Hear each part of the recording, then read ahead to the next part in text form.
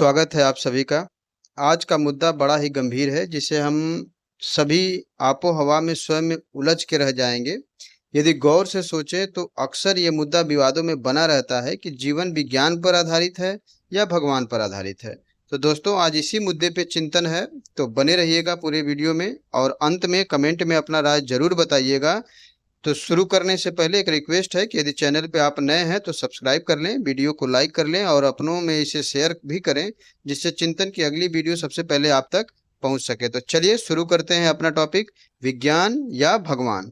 यहाँ भगवान का अर्थ आप किसी धर्म, जाति या समुदाय से नहीं जोड़िएगा। भगवान का अर्थ है यहाँ एक ईश्वरवाद, परमात्मा, प्रकृति, जिसको आप जिस रूप में भी जानते हो, गॉड के रूप में जानते हो, भगवान के रूप में जानते हो, ईश्वर के रूप में जानते हो, अल्लाह के रूप में जानते हो, जिस भी रूप में आप मानते हो, यहाँ भगवान का अर्थ किसी धर्म से नहीं जोड़िएगा। यहाँ भगवान का अर्थ है प्रकृति से, जिसके बीच में हम अपना जीवन बिताते हैं, उस प्रकृति का यहाँ जिक्र किया गया है। तो इन दोनों, बेशक हम मानते हैं कि भगवान कुछ भी हमें स्वयं चलकर देने नहीं आएंगे, हमें अपने विवेक, अपने संघर्ष एवं आवश्यकता अनुसार आविष्कार से ही हम अपने जीवन को सरल बना सकते हैं। लेकिन इसका अर्थ ये नहीं है कि भगवान इसमें कोई हिस्सा नहीं है। भगवान का इसमें कोई हिस्सा नहीं है, इसका बिल्कुल ये अर्थ नहीं है। यही सोचने वाली धारणा आती है कि सोचो, विज्ञान ने आज तक ऐसी कौन सी तरक्की कर ली है जिसमें प्रकृति का कोई अस्तित्व या रोल नहीं है। विज्ञान का कोई भी आविष्कार उठा के आप देख लीजिए जो पूरी तरह से विज्ञान की देन है, नहीं है। कोई भी आविष्कार ऐसा नहीं है। हमें अपने चेतना से इसे समझना और देखना पड़ेगा, तब हमें ये दिखाई देगा। वास्तव में जीवन के सरल एवं सुचारू संचालन के लिए विज्ञान ने असीम उपलब्धि हासिल की है। विज्ञान से काम आसान हुआ है, पर प्रकृति से विमुख होने का विज्ञान जब जब प्रयास किया है तब तब असफल हुआ है। आइए कुछ आविष्कारों के उदाहरण से हम समझने का प्रयास करते हैं कि प्रकृति और विज्ञान किस प्रकार से एक दूसरे के पूरक हैं। ट्रेन, हवाई जहाज, बस, जीप, कार बनाया, हमारा आवागमन आसान हो गया, पर क्या ये पूर्णतया वैज्ञानिक हैं? बिल्कुल नहीं। इसमें प्रकृति का रोल है। प्रकृति सब तय की है, इसलिए मानव को विवेक मिला और जिससे वह उसने चीजों को बनाया। यदि प्रकृति में यह तय नहीं होता तो सोचिए कि बस को बनाने के लिए, जहाज को बनाने के लिए, ट्रेन को बनाने के लिए, जो कुछ भी यातायात के साधन विज्ञान ने बनाया, उसमें जो लोहा लगा है, जो रबर लगे हुए हैं, वो कहाँ से आए? प्रकृति से ही ना आए हैं। प्रकृति ऐसा कोई अयस्क ही नहीं पृथ्वी पर बनाती जिससे मनुष्य लोहा बना सकता। लोहा हमारे पास उपलब्ध है, लेकिन आज भी हम लोहा स्वयं नहीं बना सकते हैं।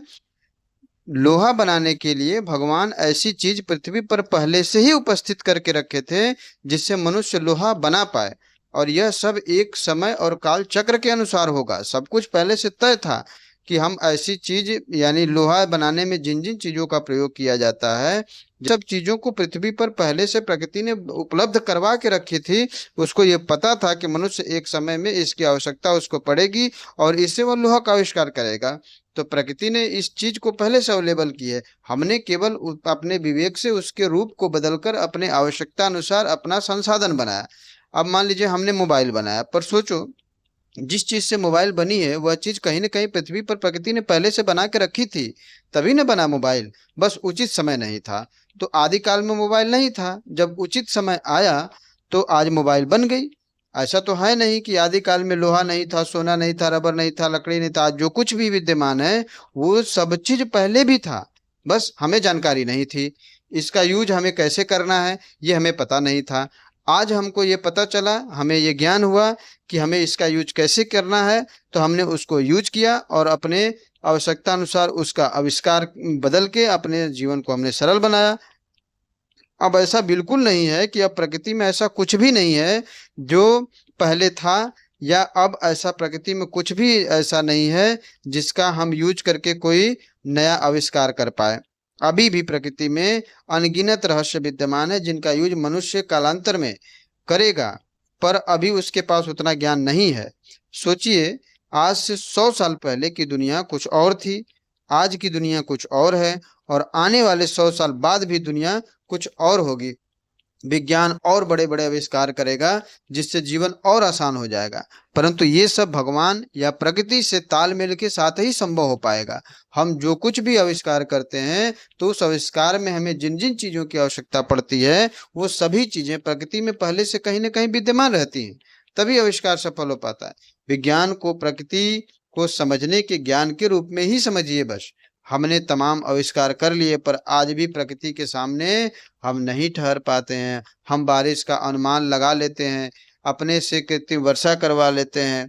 बारिश करवाने के लिए हम या बारिश से बचने के लिए हम तमाम तरह के उपाय भी ढूंढ लिए हैं, पर बारिश को आज भी हम रोक नहीं सकते। उसके प्रकोप को आप समझ सकते हैं कि जब यह उग्र होता है तो हमारे अच्छे से अच्छा रक्षा कवच धाराशायी हो जाता है और बड़े से बड़े बिल्डिंग भी देखिएगा जमीन पे गिर जाते हैं तो गांव के गांव बह जाते हैं। अरे भाई, जहां से हम रिसर्च करके तमाम तरह की घोषणाएं करते रहते हैं कि अब बारिश होगी, अब बारिश नहीं होगी, अब बादल छाएंगे, अब आंधी आएगी, अब तूफान आएगा, अब भूकंप आने वाला, ये तमाम हम जहां से घोषणाएं करते रहते हैं। सोचिए यदि प्रकृति का प्रकोप बढ़ता है तो यदि वह बिल्डिंग ही गिर जाएगी तो सारा ज्ञान विज्ञान और अनुसंधान सब धरा का धरा रह जाएगा, सब कुछ फेल हो जाएगा। आंधी तूफान जब आता है तो अच्छी अच्छी इमारत को रौंद देता है, हमारा कोई भी आविष्कार इसे रोक नहीं पाता है। और जहां तक मुझे लगता है कि मनुष्य को ये न लगने लगे कि अब संपूर्ण सृष्टि उसके कंट्रोल में है, अब मनुष्य स्वयं इस सृष्टि को चला रहा है, प्रकृति और भगवान नाम की ऐसी कोई चीज नहीं है, इसलिए ये सब चीजें होती रहती हैं। आंधी तूफान आता रहता है, पत्थर पड़ता रहता है, भयंकर बारिश होती रहती है, भूकंप आता रहता है और अत्यधिक ठंडा पड़ता रहता है, चिलचिलाती धूप होती रहती है, जिसे मनुष्य को ऐसा लगे कि हम कहीं ना कहीं आज भी प्रकृति के सामने नहीं टिक पाएंगे, प्रकृति ही प्रधान है। एहसास प्रकृति ये हमेशा कराती रहती है पर मनुष्य मानने को तैयार कहाँ है। अंधाधुंध वनों की कटाई कर रहा है, पानी को इंडस्ट्री से गंदा किए जा रहा है, हवा को प्रदूषित किए जा रहा है और इससे प्रभावित होकर प्रकृति अगर थोड़ा सा थपेड़ा लगाती है, थोड़ा सा दंड देती है तो मनुष्य को याद आ जाता है कि सब ईश्वर की देन है, सब प्रकृति की देन है। पर जब वह संतुलित और सुखी रहता है तो उसे लगता है कि यह हमारे प्रयास से हो रहा है। इस बात को अच्छे से समझने के लिए आप कोरोना काल को याद कर सकते हैं, प्लेग वाला काल याद कर सकते हैं, तब पोलियो वाला काल याद कर सकते हैं जिसमें प्रकृति ने किस प्रकार से मनुष्य को दंडित किया था। किसी फिलोसफर ने यह कहा था कि everything is pre decided by God, यानी सब कुछ भगवान द्वारा पहले से निर्धारित है।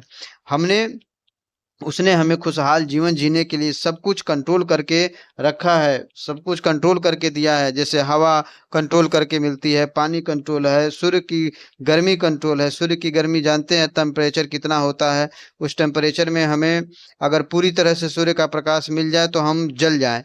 मिट्टी, जिससे हम अपने विवेक से नए नए आविष्कार करते रहते हैं, जीवन को आसान बनाते हैं, परंतु इसका ये मतलब कतई नहीं है कि प्रकृति या भगवान नहीं है, सब कुछ प्रकृति से ही है। तो हम अपने चाहत को इस चरम तक न ले जाएं जिससे प्रकृति प्रभावित हो जाए और हमें दंडित करने लगे। तो चलिए, आज का चिंतन बस यहीं तक था। वीडियो देखने के लिए आप सभी लोगों का बहुत बहुत धन्यवाद।